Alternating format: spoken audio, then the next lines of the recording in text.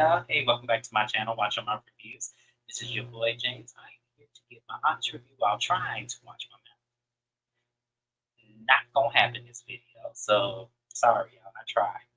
Joining me as always is my girl, Mrs. Beth. She is here, y'all, joining me on this foolishness. Hi. This ain't nothing but some foolishness, y'all. So, to get right into it, shout out to everybody who made it into the bunch. Thank you for coming in. We appreciate you. So, the episode opens up where it left off with the fight between Kierna and Deborah. So, the cameras, not catching any of this footage, decide to open their asses back up so they can catch the aftermath. Ain't y'all something? And y'all could have had this on camera and could have geared this in, because it's not like this season gave anything in the first fucking place. But here we are. So, in review of this, all you hear was, get her out of here, get her out of here. Kierna is escorted to the restroom. And Ashley is talking about, what's going on? What happened? What happened? What happened? And I'm looking at my screen like, Girl, bye. Ashley, see, you're not finna play with us. And that's what she's doing, y'all. Ashley is playing with us. And I ain't got time for this. So, for all of y'all who might be, and exactly, she lying, Ashley saw us. So for all of y'all doubters who are Ashley fans, which I can't believe she actually has this, saying, well, she probably didn't see the fight. She probably didn't see what happened. So I'm about to show y'all something. Let me share my screen, because y'all not gonna play with me. So this is the fight here. Let me rewind it. As you can see, you see Ashley right here. She's right here. But let me show you the beginning. So Ashley saw her throw the drink in Candace's face. She's right there. She's trying to stop Candace from throwing the bottle. So then she realized Sharice picks up the bottle, and then there's the fight that's going on. That ass. Look at her. Yeah, listen, there's not a lot of girls who gonna hit you instead of pull your hair. Kierna has done this before. And Grover should have been on the lookout. Honestly, if somebody is coming to attack my friend who I know don't fight like that, it's a problem. Like, so I'm kind of with Kierna. I'm not mad at her. I'm not mad at her either, because to me, how do we know that some of that drink can spill on Kierna? We don't know. But she did say it did later down the line. Of course, we're about to get to it in a bit. But the problem that I have with Ashley is that for you to be right in the middle of it, you sure did not see a lot, but it was happening right in front of you. That's crazy to me, Ashley. So she's a liar, and you lied, and we're gonna get into it when we get to the party. But y'all, Ashley made me mad at that first scene, because I was like, see, this is what we be talking about. This is exactly what we be talking about, Ashley. So in the midst of everything, we go into the restroom. Wendy is pissed. She said, Deborah came in here to start that shit. Look at her, and Kierna is holding her, because at this point, Kierna admits in her confessional that she got hit in the face with a glass that cut her head. So she's bleeding. Karen's in the restroom with her, saying, okay, well, I'm going to go to the hospital. We'll make sure you get taken care of. And they're escorting Deborah out at this point. Candace is still pissed. Candace said, get that roach out of here. Get her out of here. You know, cockroach ass. When Candace called her a cockroach, I was like, damn, Candace, come on down. And everyone's telling Candace to calm down. And Ashley takes Deborah outside. She goes, what happened? She goes, I went to confront Candace because I heard her talking about me. And then Kiara just hits me out of nowhere. And it was like, oh, ma'am, you didn't even have to go over there to Candace, first off. And second off, if you were going to go over there, just tell her to shut her ass up and do something else. But you didn't have to start that. You threw that drink on her on purpose. So we're not going to sit here and act like you're just innocent and somebody just hit your ass out of nowhere. When she told you, why people act like, listen, I don't know why people act like throwing a drink is like, well, I didn't hit her. Bitch, you did. You hit me with the liquid in your cup. And for that, you have to get your ass beat. I don't understand how Deborah could think that throwing a drink on someone is not it turning physical. That is immediately what's turning physical. And oftentimes, because people are thrown off, alcohol burns your eye when it gets in there, even if it's mixed with juice and shit. Like that's not cool. Deborah needed that ass whooping. That's what I would say. She needed that whooping. So the ambulance gets there, and Cookie, who I need to be on the show next season, because I actually liked her. Cookie was like, "Well, why she do that? Why she even jump on the fight?" Well, Miss Cookie, let me explain something to you. When you tell someone this ain't the time or place, and she's still trying to go at your friend, and she throw a drink, and you standing right next to your friend, and something get on you, I'm sure you're gonna be tussling as well. I'm not saying Kiera is wrong for what she is right for what she did, but at the same time, I understood. I understand feeling violated. We at a club, we trying to have a good time, and then you bring your big forehead and eyes over here towards us, and then you trying to start something, and you didn't know what any of us were about, and somebody was about it and got your ass. And Miss Yellow Banana Suit, whoever you were with the ponytail, that I thought was Giselle at first, somebody need to get your ass too.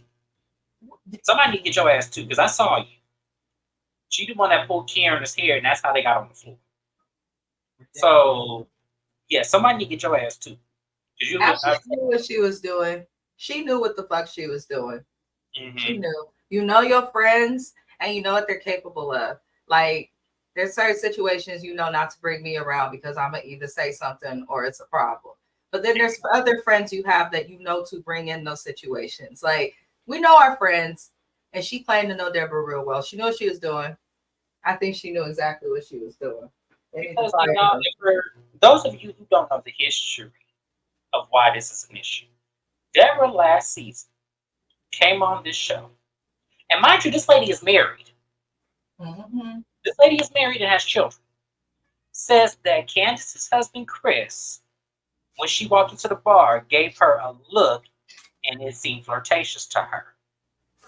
So when the cameras panned back to that moment, because they caught everything, they could not find what she was talking about. So she came on camera and then lied. She also insinuated that Eddie, Wendy's husband, also was a problem. They panned the camera on him and he was nowhere near her. So, ma'am, here you come a year later, starting shit because somebody said you look like a character on Sesame Street. And she does. She really does. It's not our fault she looked like Grover. It's not our fault. Naya said Grover sounded like she being big mad, and it absolutely was premeditated. You can't tell me different. She came there to start some shit. She did. Because this whole entire time, because mind you, Candace wasn't at the house on the party. Because Ashley didn't invite her. So to me, that sounded like, for me, okay, well, this next event, Candace will be there. So if you have something to say to her, go ahead and say it. I'm going to say allegedly because I can't prove Ashley did that. But it just sounds like something Ashley would do based on experience and history. So, moving on from there, Wendy says that her recollection of before Deborah walked up to Candace was she saw her and Ashley talking. She couldn't make out what they were saying, but it sounded heated enough to bringing Deborah over there to them and causing all this ruckus. I believe Wendy. I do. Because to me, there's no other reason why she should have walked over there. If you were there the entire time, why would you pick after the cameras go off to go in there and get her? You were trying to snug her one. You were.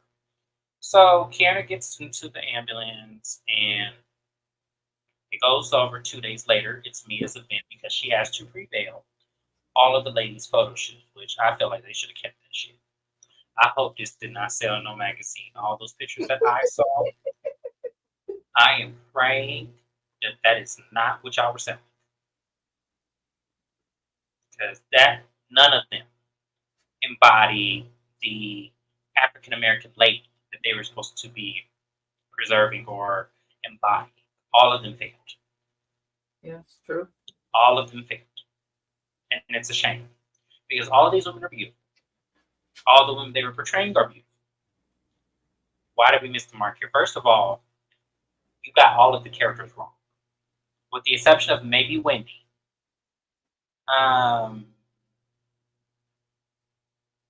Just Wendy. I feel like Wendy is a good Shirley Ralph. I would have gave her that. Candace is Diana Ross. Nope.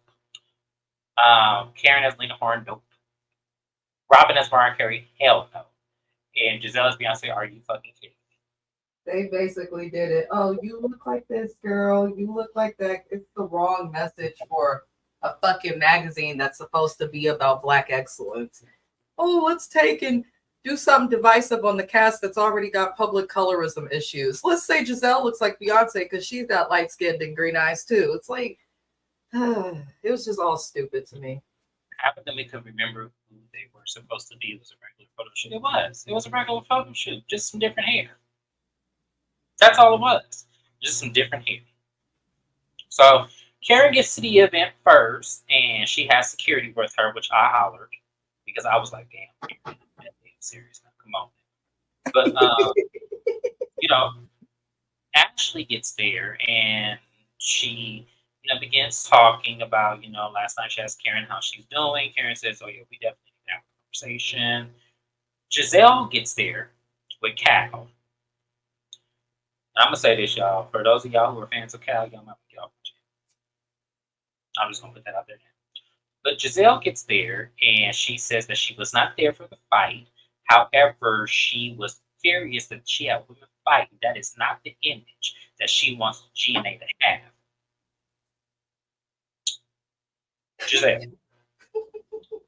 Giselle. First of all, hold on. What nice? And I'm gonna read your comment. I had a flashback to after Monique's fight. Jizzle said the same. Jizzle did the same with the fight for her. Yeah, she sure did. But Giselle. First of all, what clothing line do you have? Because mind y'all, this happened last summer. It is March. It is March. It is about to be April in less than 5 days. What image? No, matter of fact, let me show y'all something here because Giselle pissed me off. So, we are on GNA's website. Full line coming spring of 2024. You are 5 days. You are again. 5 days late. You have 1, 2, 3, 4, 5, 6 items, all overpriced and all basic. But you worry about a fucking fight on that website. Get it out my face.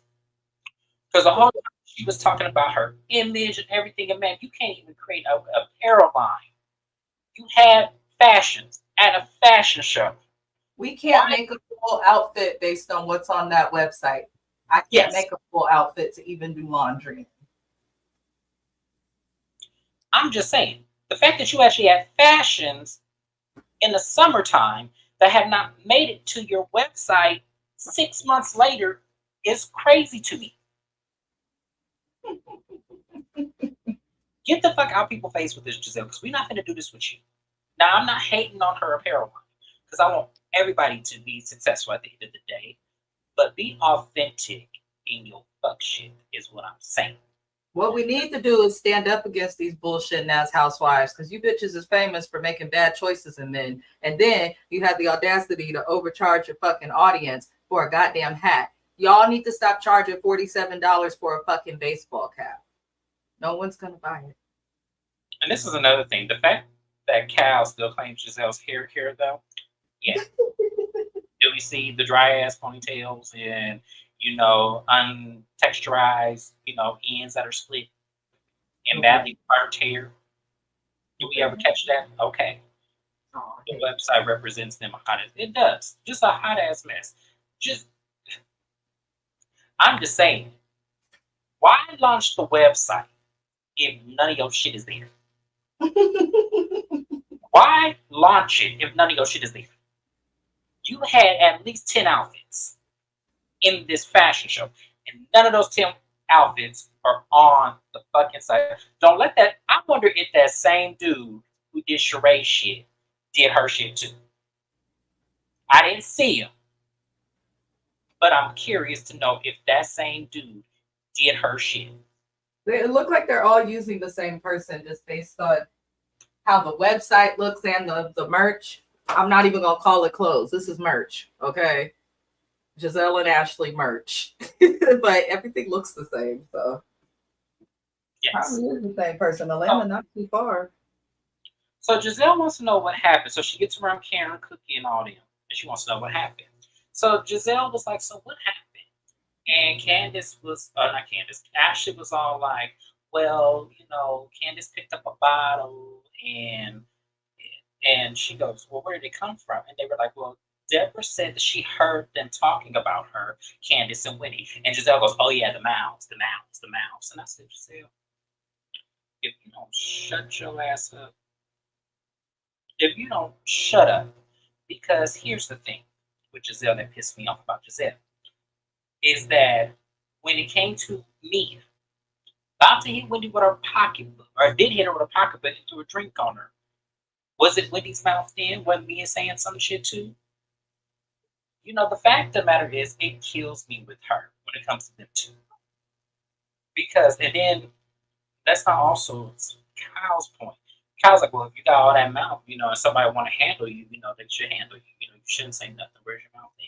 And I said, Kyle,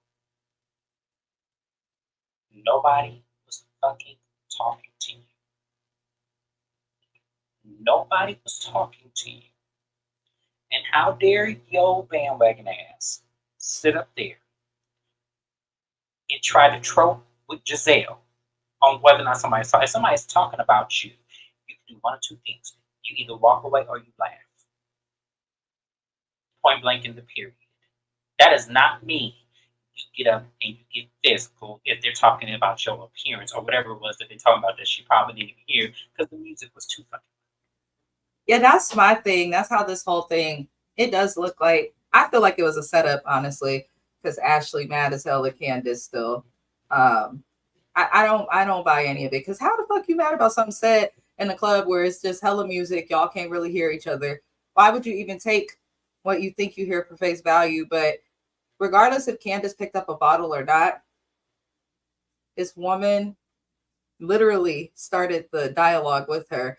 Candace was minding her business and tried not to speak to her. And Candace said they're going to find a way to blame it on me. And they tried to do that. To me, that's a little asinine to come for the person who's already painted as aggressive. Now you guys are trying to paint her as something more when she literally was provoked, threatened, and assaulted. So Ashley needs to go. Somebody got hurt, and I think Karen understood the gravity of what really happened. And I think that's why she came in there looking like full with security. But people have to understand Ashley's messiness has now caused two people to get hurt who were just minding their business. You should be careful who you bring around.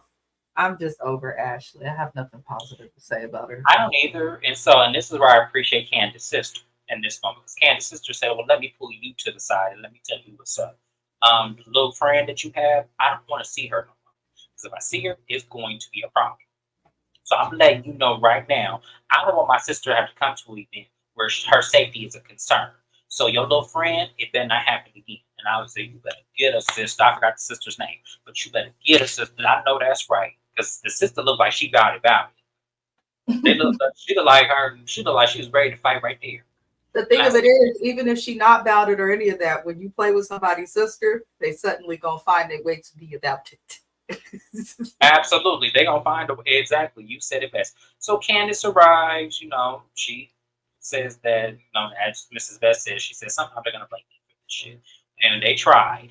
But this is where I appreciate Wendy. This is where I appreciate her because Wendy said we need to have a conversation, a collective. So get everybody together.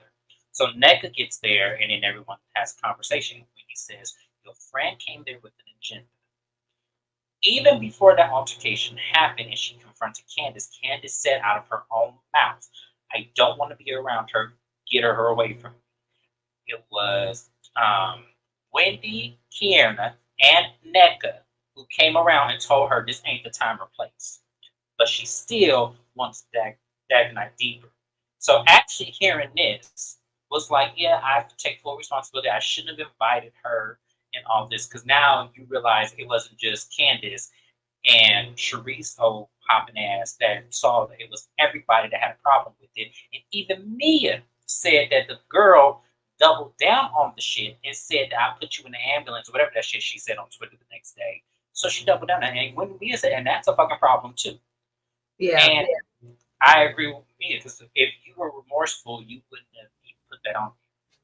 But that's how you know she. Usually people get mad too, and they do something like that if it's not in their character, or even if it is and they snap, they feel bad about it because a lot of times we're not ourselves when we're mad. So for this lady to wake up and not just double down, but to publicly do it in front of millions of people, girl, she need her ass whooped. She just ain't been, I'm telling y'all, people like Deborah, aka Grover, just ain't been smacked up right. Just let me get her for 5 minutes. That's all it's gonna take. I'm just saying, 5 minutes. because that was crazy. So, hey Shayna, thank you for joining us, love. We appreciate you being here. Um, so for me, and I'm gonna say this once again, Wendy was the MVP of this episode because Wendy held that feet to the fire, but I loved Karen in this moment. Karen said it best. She says, Ashley, you have now created an environment that if we go out in public, that's going to give people who target us the right to physically harm us. And that's exactly what that did. Karen said it best because you have to think about it. Deborah's not on the show. Nobody recognizes her day to day. She looks like a random nobody that was there starting shit with somebody who was on camera to get a moment. Yep. Yep. And I appreciate Karen for bringing that awareness to the group because they have to be careful about who they bring in their circle. They have to. And that goes for anybody on reality TV. You don't know what people want out from you, knowing that you've got a camera crew following you 4 days out of the week. You don't know what that entails. So I appreciate Karen in the moment for not only bringing the awareness, but bringing the sensitivity that we have to be concerned for our safety now, and you just violate it. And I don't like when NECA was trying to defend Ashley because I'm like, ma'am, sit it on down. Because Wendy did something that I didn't think she was ever going to do. She was acknowledging that you actually were helpful in the situation. So this is not for you to then turn your back and defend Ashley in this moment because Ashley was dead ass wrong. Regardless if she had the intention or not. She was dead ass wrong. So you need to sit down somewhere. I was looking at NECA a little side eye myself because I was like, look, this ain't for you to defend her. No one's kicking her while she's down. She needs to sit in this shit because this is her fault at the end of the day. So, yeah, I was looking at NECA wrong. I was looking at her a little bit. So now the focus then comes on this event. Mia gives a speech. Gordon gives a speech. And it begins to show the ladies in transitions. And we're thinking we're done with the whole season. Oh, we wrong here. 3 months later, come around. And we focus on Mia and Gordon, all the separation rumors. They then pan to Candy. I guess they asked Wendy and Eddie to do a confessional that kind of guidelines more so of what happened with Mia and G. And Eddie said that he got a call from G, saying that Mia has done some things that, are irreparable and pretty much that. So now we show them in present time. And Mia has been sleeping in, I don't know if it was her son or daughter's room. I don't remember which child it was. But she's sleeping in a different room because she has filed the legal paperwork to be separated from him. And they begin talking. And she goes, I want to have a conversation. And where she says was Gordon had a problem with her saying that she married him for the money. The trailer got released. Now, me personally, I don't remember that being in the trailer, but whatever. So he went to TMZ and basically gave them earful. And because he's her husband in public recognition, they know who she is, did not hit the fan. Gordon's standpoint is I'm not going to go through all the dialogues. I'm just going to go through the shit that was fucked up. Gordon says that, look, we've had problems since day one. Before we got married, you were sleeping with this man. I find out after we got married, you were sleeping with this man. And I told you after I've had my prostate cancer, look, my stuff's not working down there. I'll give you permission, and this is where you fucked up. I'll give you permission to go out there and find someone satisfied. I just have 2 conditions. You need to be discreet about it, and you cannot get our children involved in it. It mattered to Mia, and she did both. She was not discreet about it because she told Gordon about it, and then She got her kids involved when they were staying at his house. Now Mia doubles down and says, "Well, Gordon, he wasn't there when we were staying up there. It's a big house, and I figured we can't stay there." And I don't believe Mia one bit because I know Mia lies. Mia lies a lot. Gordon is hurt and saying that, we have the problems that we have because of you. The situation, why did it have to be him? And Mia said, no, that's not when we had the issue. Mia basically says the issues happen actually when you started to spend money recklessly. And I said, wait a minute, Mia, because some of that was showcased on this show. And you didn't have a problem with it. Let's not act like that. We can go back and watch. When y'all were renting out that house in Potomac and y'all paid for the renovations. You never once said Gordon should have put all this money in this house. It was fine in the condo. We didn't even have to be here. You didn't say that on that show, so I had to call bullshit. I was on Gordon with this one. You weren't complaining when it They came down to literally, their relationship is based on his overspending. He met her in the strip club. So yeah, that definitely was the move. Mia did not respect him once he stopped earning money and stuff. Yeah, exactly. And that's the whole thing. I want Mia to be honest. Because Mia is trying not to seem like this gold digger now that he's down and out.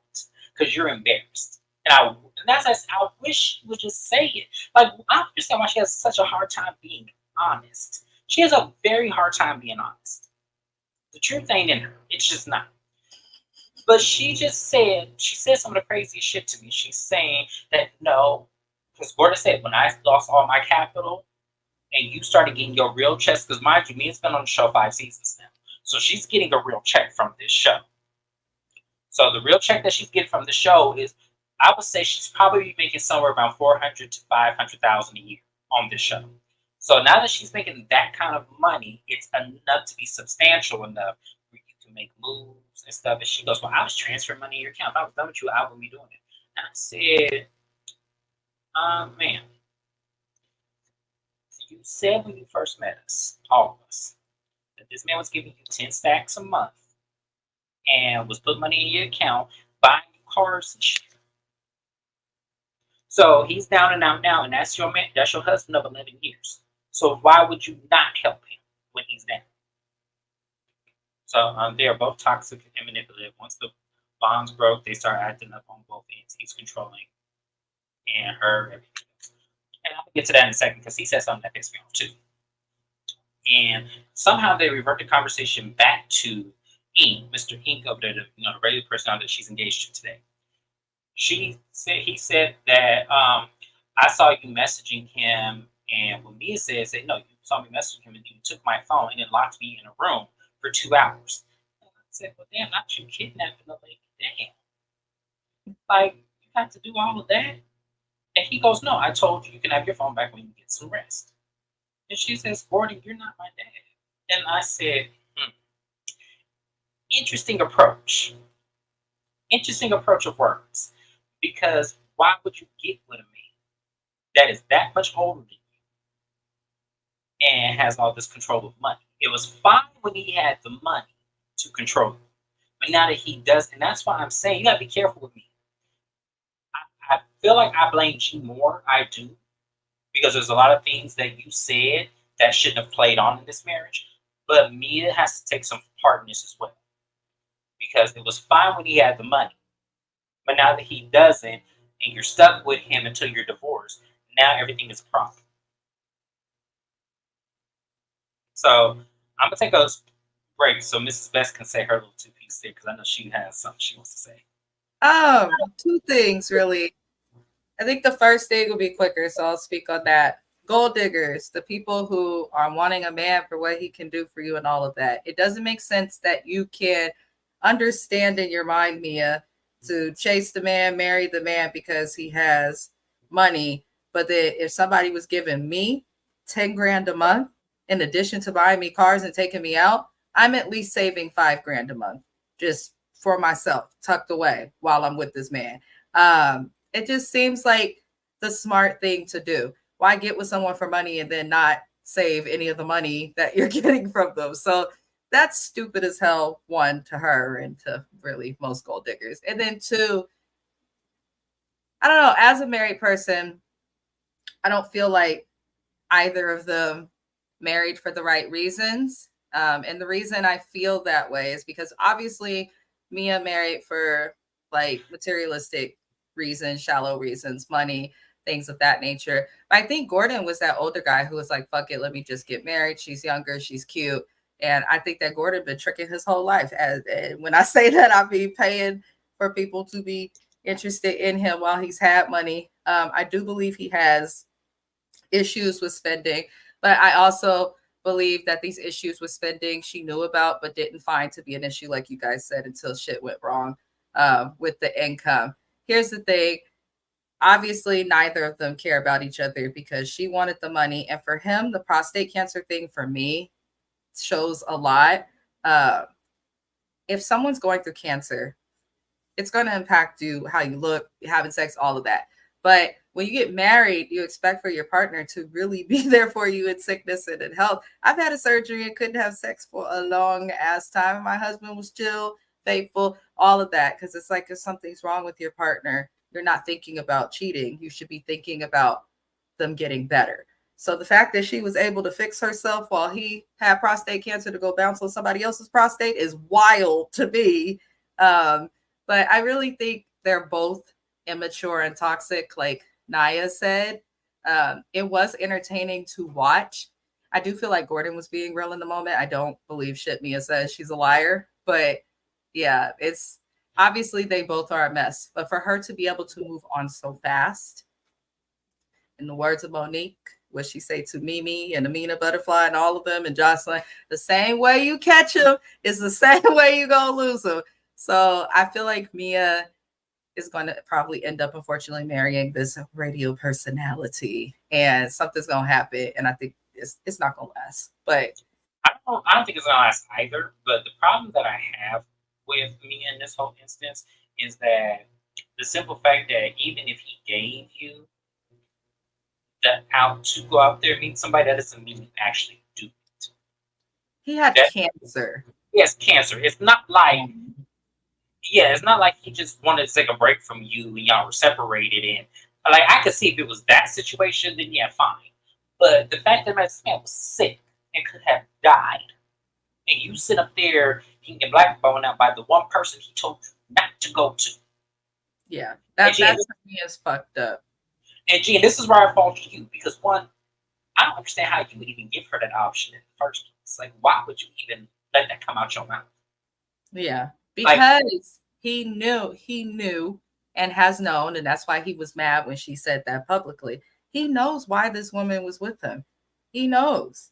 Like some people do get with people much older than them and they have a true connection and all of that. I'm not doubting those outliers. I'm not. But he knew that he was not the outlier. He knew that why she was with him. She worked in a setting where whether you're a waitress, the host, or the stripper on the pole, your concern is dollars. So, I think he knew. I think it's a lesson just to people watching. Marry for the right reasons. The divorce rate wouldn't be so doggone high if people like this just did not get married. They just wasted everybody's time. I made it a point to say. Just 1 second. Mia made it a point to say he didn't ask anyone else to marry him. Maybe look at them weird too. No, yeah. It makes it look like it was a plot. That's what it makes it look like. It makes it look like it was a plot to get whatever capital you can get out of this man and go back to ink when the man get old and shriveled up. That's what this looks like to me. Now I'm gonna say allegedly to protect myself on my channel. Allegedly, I feel like that was her plan. But at the end of the day, it comes off like that because why would this man make that kind of commitment to you? Here's the thing. A lot of men, or if you ask the men who are, my cat keep doing this during live. Sorry, y'all. If you talk to men who are married or just even men who are not married, but good men who are not going to waste your time and state their intentions. Like, why would he want to be with somebody who's not divorced, has been committed for all of this time? Why would someone who wants a wife want to find their wife in that manner?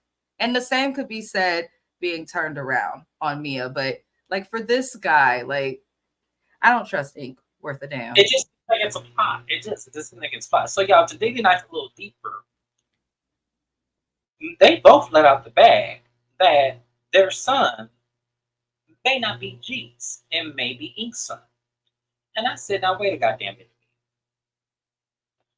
I said, wait a goddamn minute. Wait a goddamn minute. First off, this baby is almost 10 years old. You need to tell me for all of these years there was questionable paternity on this baby. Neither one of y'all know. The other man is insinuating that it is his child. So that means you have led your son to believe that all of these years this man was his father, but potentially the man you now are screwing that your children know about is potentially his father. Oh, you know it's even more fucked up? When the kids are able to grasp, which they are at the age, the fact that the world knew before they knew that their dad could potentially be not their dad. Why would you even say that shit on camera, knowing that your child is old enough to understand and decipher what this means? That annoyed me. Also, y'all niggas on here talking about millions and all this money he had. When you was renovating your motherfucking house, you could have pulled out $36.99 and took your ass to Walgreens and got you a paternity test. That's what you could have done. Why wasn't this handled when that baby was born? I don't believe Mia told him. I don't believe Mia told him. I just don't. I don't believe she told him that right when the baby was born or right when she was pregnant with the baby. I think she told him maybe a few years later. Because that's convenient. Ain't no man, I don't know not one man that's going to hear his wife tell him, this baby may not be yours. Because at the time I was sleeping with him while we were still married, and she said they got past it with therapy, but I'm sorry. I don't know one man that ain't gonna get a confirmed confirmation of whether or not that's his kid. It's just a bunch of irresponsibility. If this is the It case is. that is actually real, like that's what I was like, okay, this is entertaining, and now you're just getting fucking stupid. I know people like that, like unfortunately, like in areas I grew up with. I know a lot of women like that who like, oh, I think that's the baby daddy. I think that's the baby daddy. And they won't know unless the nigga take them to court and get the court ordered test. So it's a shame. But for people who have the means, the income, the funds, the ability to even go to a doctor and probably have it covered on their insurance to find out is baffling to me. Mia is really the stereotype in every single way, unfortunately, of foster youth that they, and I'm in social work, so I can talk about this. I'm not just saying it to say it. Like when you look at the statistics for foster youth, a lot of the females, especially here in California, end up going into stripping, becoming single parents, or living lives that are entirely opposite of those who would not in foster care if they were to have similar struggles. Like she is the stereotype in every way. She found her way to the strip club. She became a stripper. I think she was allegedly selling her body for things. And, you know, that's decriminalized in California. I feel do what you want, your kitty cat. But I feel like Mia's story from sexual assault to everything is just showing that she's still in survival mode. A lot of foster youth experience that. They never quite feel like they're out of it. Yeah, and I'm gonna say it's also irresponsible because Mrs. Best and I went to high school with somebody who got pregnant in high school and accused the man of being the father of this baby. So when this man graduated, he went and got a job at Pets, which is right down the street from our high school. Sure is. I think she was either in a car accident, something happened to where her baby needed. I think the baby was like 10 at this time. The baby needed like a blood transfusion or something, and the hospital told him he is not biologically the father after he gave a blood transfusion 3 days before, right when that accident happened. And this man was paying child support, got a job at Pepsi, which is hard to do at the age of 18. That is a hard job to get at the age of 18. You can get it at 21 when they want you to have experience. But he knew somebody that worked there, got him that job, and found out that he was paying child support for 10 years for a baby that wasn't even his. But because she was over there doing what she did in high school, that's the result that happens. So you have to be careful when you do that. Because not only, and we don't know, because as I said, she was all over the place in high school. But I say this to say that this is not something you play with. Kids are not something you play with. Yeah. Mia, either you go get a paternity test now, and if you choose, and if that man really is that baby's father, you need to, one, get your son some counseling because he needs to understand that he can love two men as his father. because he's built a bond with G. I am sure of it, and he needs to build a bond with the next man you get married to. That is his father. If that's what ends up happening, you need to get your sense of counsel. Well, I think they're going to have to figure it out before they divorce anyway, because they're going to have to come to a custody agreement of some sort for the kids. Right. But if she says in court, well, she told me this may not be my kid, then the court is going to order a test. So maybe that's what they're waiting on, because they probably are out of money now. I don't know about DC. I don't know, because in some states, if you're the child's legal father, you're legally obligated to pay, regardless if you're blood related or not. So it depends on if you signed a birth certificate. I think DC is that kind of state. I think it is where if you're the child's legal father, you're still legally obligated to pay. They don't care about paternity unless you get a court order to remove your name off the birth certificate, which is almost impossible to do. I only know one case that has successfully did that. Actually, know a few that have worked. It's like it's a hard case to prove. Like, it's a hard case because then why would you put your name on the birth certificate? There's a chance you weren't the baby's father. Yeah.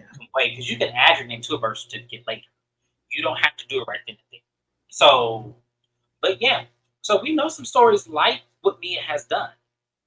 Yeah. And it's crazy that you allow a man to seek all of that responsibility and be this unsure. So something else. This whole situation is something else. But it wasn't even. And then to see that he's going to end up at the reunion and he's going to end up even interacting with Ink. It's like, okay, so what was all of this extra shit on the TV for? Mia, I know some people view it as, oh, she solidified herself as a housewife. I personally feel like the way that she's gone about all of this was messy, trifling, and not of the way that somebody of a certain stature would or should handle it. So we'll see. Eventually, G's going to be gone, and I'm going to want to see Ink or hear about Ink or see you at his event. I want to see how she handles this. I really do. Next season, I want to see how Mia the new person is. I want to see it all. I want to see if she gets that paternity test to figure out whether or not this baby is Ink's or Jordan's. I want to see that. I want to see how they live in situations, because apparently the kids live in the penthouse and they rotate which week they come to the penthouse. Apparently that's their situation today. So I want to see how this is maneuvered. I do. I want to see exactly what happens. That's how you know they bad with money, because I understand trying to keep the kids stable. So y'all just paying an extra rent. Like y'all went to high school with somebody. Money. We actually went to high school with somebody's parents who did that too. God. They were the year above you. There was a brother and sister. Their parents were divorced, but they kept their childhood home, and they would come in, because I was over there once, and I was like, if you own it, fine. But like, these people are renting. You're like, there's no capital gain here. Like, there's no gain. Yeah, there's nothing. Yeah, there's no capital gain here. Like, their kids could turn 18 and they'd be like, you guys can have this as a place to be. Like, there's nothing. This town. It is a waste of money. It really is. It is a waste of money. Like, y'all could just pick each other's up, drop the kids off at his house. He'll come pick up the kids at your house. Y'all don't have to keep one house for it. That is a waste of money. And this goes to show you they ain't learned nothing. You know, that money taken away from them. That just goes to show you. But y'all, that was the whole episode. I try to keep it as short as possible because I thought we were going to go over an hour on this episode. But we didn't. I'm really proud of us because I try to get as much covered as possible. But that was the video, y'all. We got one more video. Then we got to move it over to Mrs. Best channel because that is the premiere recap of Summer House Monsters Vineyard. Y'all are not going to want to do this. Because if y'all watched me last season on Mrs. Best channel, I'll fuck off. Because I was tired of the show. I can't believe it's back. So we're going to do an update video because there's a lot that has happened since this episode aired up until today. So we need to talk about it. So make sure you guys stay on my channel for the next recap. We will be right back. Thank you so much for tuning in. Make sure you like, comment, subscribe, share it to your friends. Tell them to come join the family in the chat. We have a good time. Shout out to my girl, Diane Green. Shout out to Shayna. I still got to get a collab with you. It's going to happen, Shayna. I promise. But thank you guys so much for being here today. I appreciate you so much. I'll see you in the next recap. Bye-bye.